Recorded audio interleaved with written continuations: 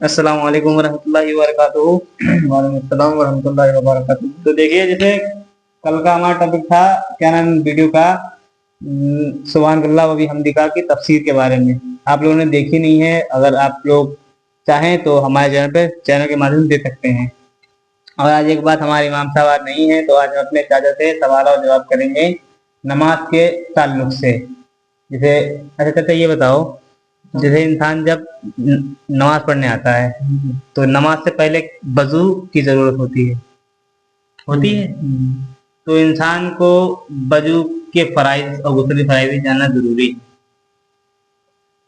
बताएं आपको। हाँ। देखिए, सबसे पहले पाक की जरूरत तहारत, वुजू से पहले। अगर पाकी और तहारत है, जैसे तहारत में मतलब पाकी, हाँ। पाक है तो वजू है। और पाक होता है गुस्ल से। हाँ, बिल्कुल। मतलब गुस्ल में तीन चीजें फरायज हैं, बताएं आपको। बताइए। मतलब बारह ये तो बयान आता ही है यूट्यूब पे, मोबाइल पे। मैं आता वो तो बताया, आता रहता है। मैं बता दे रहा हूँ, ठीक है। ये तो नई बात नहीं है, बता दे रहा हूँ, ठीक है। आपके सवाल में मैं जवाब दे रहा हूँ। ये पहली बात तो गुस्ल का तरीका ये है, तरीका ये बता रहा हूँ मैं, और फराज नहीं बता रहा हूँ मैं तुम्हें। पहले हाथ धोया जाए, ठीक है। और ऐसी जगह पर खड़ा हो कि पैर भीग जाए। तो पैर दोनों नहीं, तो हाँ भीग जाए, भीग जाए टखनों तक। अच्छा। ठीक है, तरीका है ये। हाथ धोने के बाद में कुल्ली करे 3 बार। 3 बार ये कुल्ली करना फर्ज है हाथ धोने के बाद में। हाथ फर्ज नहीं है, तरीका है ये। कुल्ली करना फर्ज है। 3 बार फर्ज है कुल्ली करना। 3 बार कुल्ली करना। और दांत को जड़, जुबान, हलक सब कहीं साफ कर दे, ठीक है। कोई चीज लगी ना रहे। ठीक है। उसके बाद हाँ, चलिए मैं शुरू से बताता हूँ। जैसे कि मतलब अगर आपके कहीं नजाकत लगी हो, गुस्ल से पहले इस्तिंजा करो, और नजिस वाला कपड़ा उतार दो, और दूसरा कपड़ा पहन। पाक कपड़ा। दूसरा कपड़ा पहनो, हाँ। जैसे कि ठीक है, नजाकत वाला उतार दो, उसे अलग धो, और इस्तिंजा कर लो। उसके बाद आओ आप, ठीक है, हाथ धो और टखनों तक पैर धो लो, ये तरीका है। और फिर उसके बाद हाथ धोने के बाद में 3 बार कुल्ली कीजिए, फर्ज है 3 बार कुल्ली करना। अच्छी तरह से पूरा मुंह साफ हो जाए, कुछ लगाना रहे जी। दांतों की जड़ तक, ठीक है। उसके बाद में आपने जो है 3 बार नाक में पानी चढ़ाना, ये फर्ज है, ठीक है। और नाक अच्छी तरह साफ करो, ताकि एक एक बाल के बराबर कोई गीली ना, सूखी ना रहे, ठीक है, सूखी ना रहे। उसके बाद में तीसरा फर्ज है, सीधे हाँ कांधे से, उल्टे कांधे से, पूरे सर से नहाओ। पूरा नहाना तीसरा फर्ज है। पूरा जिसम भिगो देना तीसरा फर्ज है। तो होगा आपका गुस्ल। और जब आपका गुस्ल हो गया तो आप पाक हो गए, तब आप नमाज के लिए वुजू फर्ज है। फिर आपने वुजू बनाई, पाक हो गए, ठीक है, तहरत हो गई आपकी। वुजू के लिए पहला फर्ज है मुंह धोना, ठीक है। दूसरा फर्ज है कोहनियों समेत हाथ धोने। अगर आपने सब कुछ कर लिया, मुंह ना धोया, तो वुजू होगी क्या? नहीं होगी। मुंह धोना और कोहनियों समेत हाथ धोना 3 बार है सब कुछ, ठीक है। और मसा करना चौथा है, तीसरा, ये तीसरा फर्ज है, ठीक है, तीसरा फर्ज है। और हाँ, पैर धोना टखनों तक चौथा फर्ज हो गया। और जो हाथ हम आप सबसे पहले धोते हैं, ये सुन्नत है। ये सुन्नत है। कुल्ली करना सुन्नत है। वुजू में नाक में पानी चढ़ाना सुन्नत है। वुजू में बता रहा हूँ मैं, ये वुजू के फराइज नहीं, वुजू में सुन्नत बता रहा हूँ मैं। और 3 बार एक एक अज़ू धोना, 3 तरफ पानी चढ़ाना, ये सुन्नत है, ये भी सुन्नत है। अच्छा। और सर का मसा चौथा फर्ज है, ठीक है। और ये सुन्नत वाजिब हो जाता है ऐसे, ऐसे करना, ऐसे। और ये मसा करना सुन्नत है। वुजू में सुन्नतें हैं 16, बाद रवायत में आती है 15, ठीक है। एक तरफ है 15 से 16 तक सुन्नतें हैं।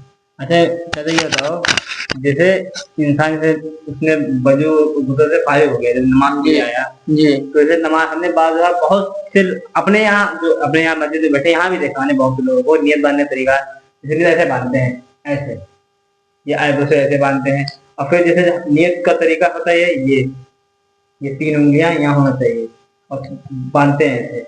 तो देखिए, जिस लोगों को पता नहीं है, 12 मस्जिदों में ये अपने यहाँ लगा है, हाँ। कैलेंडर से देख के सुधर सकता है इंसान? नहीं देखते नहीं देखता इंसान, वो कहता है सही है। जब हमारा सजदा और तरीका सलीका सही होगा तभी नमाज सही होगी। हाँ, ठीक है, बाकी अल्लाह करा तो अल्लाह ही जाने। हाँ, वो चाहे आप कैसी ये चाहे पढ़ो, हाँ, कबूल कर ले कोई भाई, बात हमारी ना कबूल हो, अनपढ़ की कबूल हो जाए वो बहुत अच्छी बात है। हाँ। है कि नहीं? अच्छा बाकी हो अल्लाह जाता की है, मर्जी है। अल्लाह ताला की मर्जी है, मगर पढ़ना वही चाहिए तरीके से जो सलीका जो तरीका हमें बताया गया। दिया गया है। क्योंकि जो हमारे अकाबरीन, हमारे आका सल्लल्लाहु अलैहि वसल्लम ने उनकी हदीस शरीफ से, सहाबा से तो साबित है, हमारे इमाम से, जी। पहले इमाम हज़रत इमाम आदम से, और जो हमारे उलमाए किराम में साबित है जो चीजें, वो उस तरीके करना चाहिए जो हमारा काबरी ने किया है। वरना यदि अपनी तरफ से कि ऐसा कर लिया, ऐसे नमाज नहीं होगी आपकी। सर आपका मुंह आसमान की तरफ है, गलत है। हमारा मुंह है काबा शरीफ की तरफ, ऐसे करो, ऐसे ऐसे कितना रहना चाहिए, ऐसे मुंह सीधा होना चाहिए। ये हमारा मुंह सीधा, देखिए सीधा है मुंह, सीधा है। हाथ खुले हैं काबा शरीफ की तरफ। और कुल मिला के सारी सारी चीज काबा शरीफ की तरफ होना चाहिए। आप मोहम्मद की तरह इस तरह से खड़ा हो नमाज में, और ये नाक के नीचे तोन जिसे बोलते हैं, ऐसे नियत बनी होनी चाहिए। ठीक है, नहीं, इस तरह से नियत, इस तरह से 3 उंगलियां ऊपर हो, अंगूठा ये ऐसे ऐसे ऐसे होना चाहिए। देखो ऐसे होना चाहिए नाक के नीचे। ये तरीका है नमाज का, नियत का। ठीक है, और इस तरह से पकड़ो अपने आप को, जिस्म को, अपनी नियत इस तरह से ताकि जकड़ लो कि टूटने न छूटने ना पाए।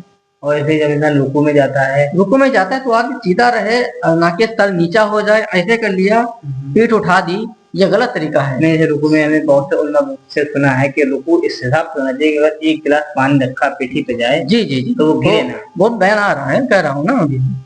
इसलिए मुझे आप जब रुकू में गए, सर और पीठ एक सुटू से होना चाहिए, बराबर होना चाहिए, ना कि सर मिला हो, बुद्धि से मिला नहीं होना चाहिए, बिल्कुल सीधा ऐसे होना चाहिए।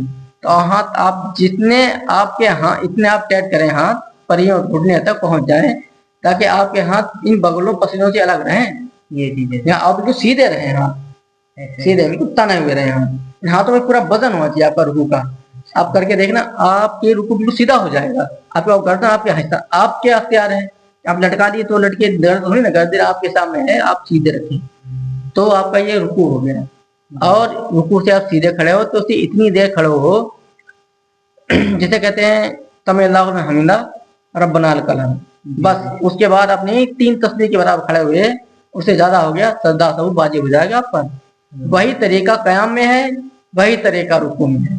इससे ज्यादा देर नहीं लगानी चाहिए कि सुबहान अल्लाह सुबहान अल्लाह सुबहान अल्लाह, इससे ज्यादा देर लगाएंगे कहीं सी कयाम में या तमिल्लाहु हमिदा, मतलब रुकू से खड़े हुए। ठीक है, और या जैसे मतलब बैठते हैं तो सजदों के दरमियान वहां पे, तो ये इतनी देर तक बैठना नहीं चाहिए, गलत हो जाएगा, ये गलत हो जाएगा, सजदबाजी हो जाएगा। सुभान रब्बी सुभान अल्लाह सुभान अल्लाह सुभान अल्लाह, इसके अंदर इतनी देर के अंदर आपको बैठना है, उठना है और खड़ा होना है, सब कुछ इसके अंदर ही करना है। मतलब ज्यादा देर नहीं, ज्यादा मना है ना, शरीयत मना कर रही है। अच्छा, मना कर रही है, सजा तो बाजी हो जाएगा आपका। बहुत से अगर आपने आयत करीमा शुरू करी और इतनी देर आप रुक गए, इतनी देर रुके, इससे ज्यादा रुक गए, फिर बाजी हो जाएगा। इससे ज्यादा भाई सुभान अल्लाह सुभान अल्लाह सुभान अल्लाह, इससे ज्यादा देर रुकना मना है। इसके अंदर ही आपको जो पढ़ना है पढ़ लीजिए।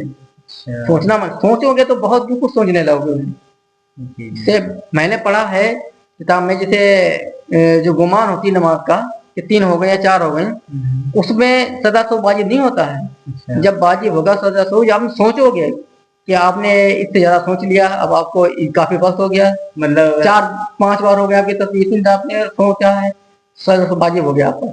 भाई उसमें नहीं था 5 बार पढ़ने पे, नहीं इतनी देर लगा दी। तुम्हारा 5 बार पढ़ा, आपके 5 बार हो गई, तो काफी वक्त हो गया, ये देर हो गई। इसमें आपका सजा तो वाजिब हो जाएगा। आपने 3 तस्बीह से अंदर ही सोचा क्या होता 3 और 4 हो, तो आप नमाज पे रुकू कयाम रुकू सुजूद जब क्या ना कर लिया, ठीक है, तो उसमें आपके सजा वाजिब नहीं होगा।